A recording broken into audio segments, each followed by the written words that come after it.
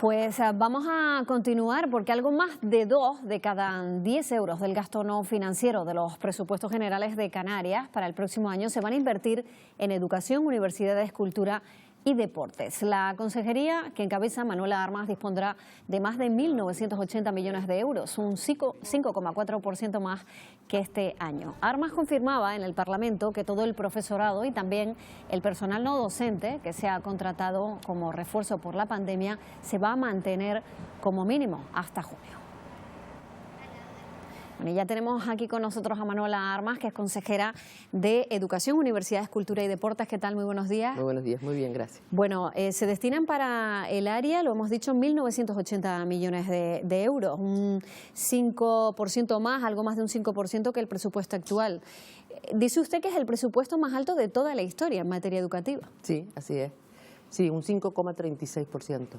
Eso en una época normal es una alegría, pero con una época tan difícil como la que tenemos, que todo el conjunto del gobierno haya apostado, en este caso por educación, también por sanidad, desde luego yo se lo reconozco y me estoy muy contenta, ¿no? No cabe duda que todos entendemos que educación es un pilar fundamental y eso también se demuestra en los presupuestos como ha hecho este gobierno. Hay un porcentaje importante que va a ir destinado a las contrataciones de profesores, lo acabamos de contar, ¿no? Y esos profesores se van a mantener por lo menos hasta que acabe este curso.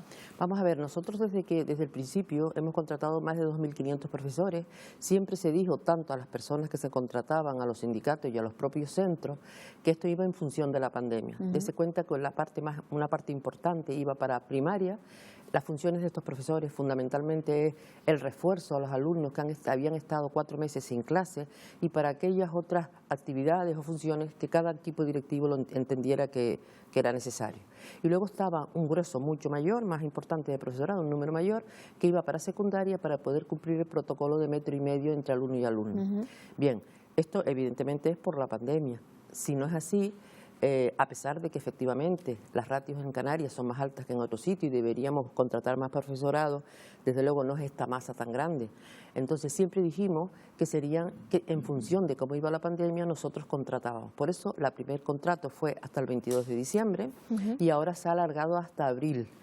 Eso sí, nosotros en el presupuesto sí hemos puesto, en este caso, 97 millones más de euros. ¿Lo contemplan? Sí, lo contempla porque me parece que en caso de que en abril nos demos cuenta de que efectivamente las cosas no están bien y que tenemos que contar con este profesorado, lo que no puede ser es que de repente no tengamos dinero para pagarle. O sea, hay opciones de mantener al profesorado hasta que acabe este curso escolar. Hay opciones, pero en función, como siempre se ha dicho, de cómo va evolucionando la pandemia. ¿Y se contempla incluso el curso que viene o llegamos hasta este y luego ya se hablará del siguiente? Vamos a ver, como le decía, no cabe duda que Canarias necesita una contratación mayor que la que se ha tenido hasta ahora. Yo el otro día en el Parlamento decía que qué lástima que Canarias, en momentos de bonanza económica, tenía que haber pensado en este tipo de cosas. Sin embargo, no se hizo, ¿no? Se ha perdido mucho tiempo. A mí me da a veces coraje de que las 2 veces que he tenido responsabilidad en educación, primero cuando fui viceconsejera y ahora consejera, hemos tenido la mala suerte de estar siempre con crisis. La otra fue la última crisis que tuvimos económica y esta que aparte de económica es sanitaria, ¿no? Y así todos hemos hecho un esfuerzo muy importante. Sin embargo, como le digo, en épocas donde se tenía que haber contemplado que las ratios eran muy altas, que teníamos que haber hecho muchas mejoras en la educación, no se hicieron. Nosotros no cabe duda de que evidentemente el grueso de todo este personal es por la pandemia, pero tenemos que revisar todo esto y a ver qué recursos de lo que hemos tenido que poner ahora se pueden mantener para el futuro. 7 millones van a ser para el plan de educación digital cuando el Estado los transfiera. La brecha entre los alumnos pues se evidenció lógicamente durante la pandemia, no había una previsión tampoco de que eso pudiera ocurrir, se tuvieron que acelerar mucho las cosas y esa situación entiendo que llegó a plantearse, oye, hay que invertir en este sentido y hay que hacerlo ya, ¿no? Bien, ese convenio que hemos firmado con el Estado pone 7 millones y nosotros 2 millones y pico, de manera que hacen un total de más de 10 millones de euros para el plan digital de Canarias. Pero hay más dinero para eso. Por ejemplo, Europa, en todas las líneas de Europa, apuesta fundamentalmente por la digitalización y vamos a estar enganchados a todos los proyectos que signifiquen financiación para Canarias, ¿no? Efectivamente, como usted decía, cuando el 14 de marzo tuvimos que suspender las clases, la situación de la consejería en el terreno, en la parte digital, pues desde luego era mucho más precaria que la que tenemos ahora. Primero nos cogió desprevenidos y no se había desarrollado este plan digital que hoy en día ya está desarrollado, ¿no? Entonces, hemos hecho muchas mejoras, no solamente de dispositivos para podérselos entregar a los alumnos con la conexión a Wi-Fi y todo eso que es necesario, sino más cosas. Por ejemplo, hemos firmado un convenio con Google. Eso nos hace posible que tengamos aulas virtuales y una serie de mejoras en ese sentido muy interesantes, ¿no? La consejería ha avanzado mucho con el material digital que puede ofrecer a sus alumnos. Ahí, dése cuenta que tenemos una programación desde primero de primaria hasta cuarto de la ESA completamente digitalizada. O sea, hay muchísimas cosas que hemos avanzado en estos meses, ¿no? Por lo tanto, ahora, si tuviéramos que confinarnos, que ojalá que no, tenemos unas condiciones muchísimo mejor que la que teníamos en marzo. Bueno, hay veces, no hay mal que por bien no venga, consejera. Sí, hemos adelantado. Bueno, la situación sanitaria afectada también a servicios complementarios, ¿no? Estamos hablando de transporte escolar, de libros de texto, también van a tener financiación en ese presupuesto. Sí, ya hemos hecho un esfuerzo, por ejemplo, en el tema del transporte, porque hemos tenido que poner más rutas que las que teníamos.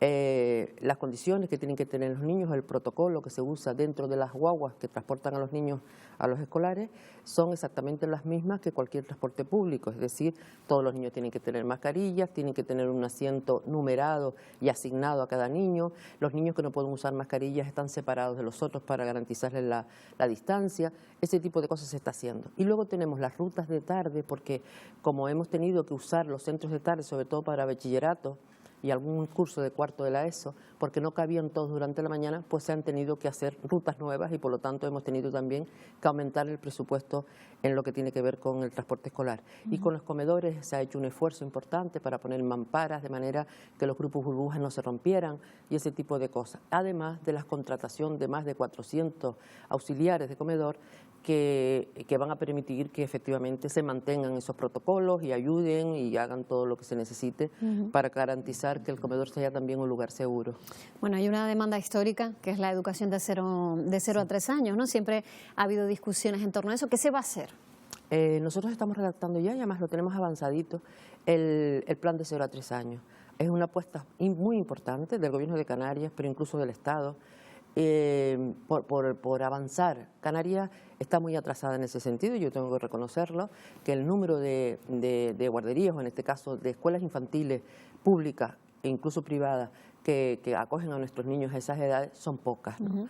Entonces estamos haciendo ese plan de manera que de aquí a un año ya lo tengamos totalmente terminado y podamos llegar a acuerdos bien con los ayuntamientos, porque nos interesa que sea pública, incluso con las escuelas privadas, para poder ofertar todo ese tipo de plazas que ahora mismo necesitamos. Luego está también cultura y deportes, que Sí. siempre los dejamos en un segundo plano, pero por ejemplo en el caso de la cultura, lo hemos visto, hay trabajadores que todavía no han podido ni siquiera incorporarse a la actividad, y deportes como la lucha canaria que se han interrumpido del todo, ¿no? Para ellos también hay inversión.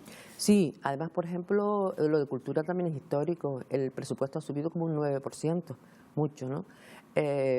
Y deporte también ha subido, no tanto, porque es verdad que si algo ha afectado muchísimo la pandemia, o sea, los protocolos que tenemos que llevar a cabo es precisamente en deporte y en cultura. Los aforos se han reducido muchísimo, algunos de los espectáculos se han tenido que cancelar, los deportes pues ya no tienen público, los deportes de contacto se han suspendido, por ejemplo la lucha canaria y todo ese tipo de cosas. Claro, eso hasta que la pandemia no pase, vamos a tener dificultades. No obstante, hemos hecho un esfuerzo, por ejemplo, y hemos aumentado el presupuesto de deporte, y una de las cosas de las que me siento orgullosa es para potenciar todo lo que tiene que ver con el deporte y la mujer. Yo creo que era importante poner a la mujer en el lugar que le corresponde siempre, pero en el deporte también. Y en ese sentido hay programas específicos para eso, para la promoción del deporte y la salud.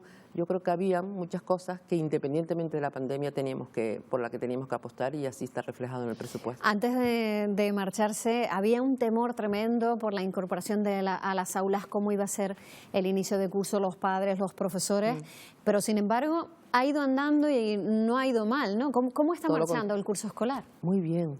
Y mire, y tengo que decirle, siempre que tengo oportunidad se lo agradezco, ¿no?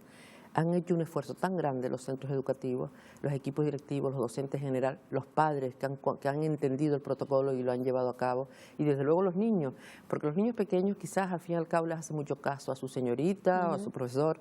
Pero más que los adultos quizás. Sí, ¿no? sí, totalmente, ¿no? Y además ellos nos corrigen a nosotros. Pero incluso los adolescentes, que también a veces son poco rebeldes, se han portado muy bien. Y eso no lo digo solamente, sino es que lo demostramos. Tenemos unas cifras magníficas. Nosotros estamos en una horquilla de un 0,1%, hemos llegado a 0,4%, pero ahora mismo estamos en un 0,1% de grupos afectados. Tenemos 17.000 grupos y de ahí, ya le digo, un 0,1%, no hay ningún centro cerrado. Yo creo que han hecho un muy buen trabajo y si hay lo que se ha demostrado es que si hay un lugar seguro, desde luego son los centros educativos. Los centros escolares ahora mismo. Sí. Pues Manuela Armas, consejera de Educación, Universidades, Cultura y Deportes. Gracias por estar aquí en Buenos Días, Canarias. Gracias a ustedes.